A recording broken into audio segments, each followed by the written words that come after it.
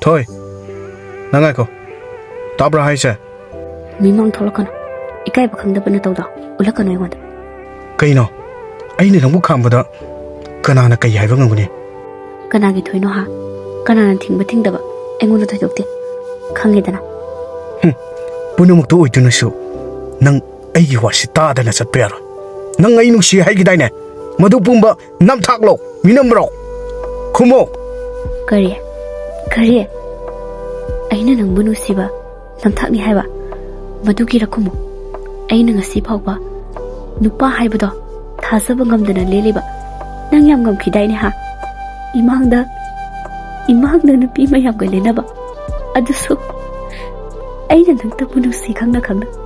Nang na ibu ka phanki bu natro. Khumo. Kana na nam thak tawrise. Nang di ai nu si banati. Ai napam da yam lang kre thoi. Nang bu mirai ruwai mai. Ai ngasi ti phangle.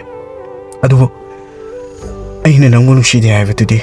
Nang ai ngonda hai gana. Yare. Nangi long nang wahida. Ai amuk hana pungtha ka da banate. Adubu nangi na thamoi da. Ai ngak ta bangam de. Ai nang butu kache. Nang gumba amaga asinaraga ai wari saninde. Nang nangingba hainingba hayo.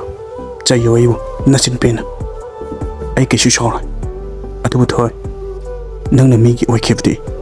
Ai hinglingi matamda oitok tabane. Madu nang na thingbagi kari na thauno. Nang kari ori ha. Yam napal ka khidaine. Aduna ngasi dinang ai wari loikrabane. Ai punsi danang amuk hana yelake khangana. Hado ai jakki. Namai da ikai bakara khalati ai gi tungina rakal.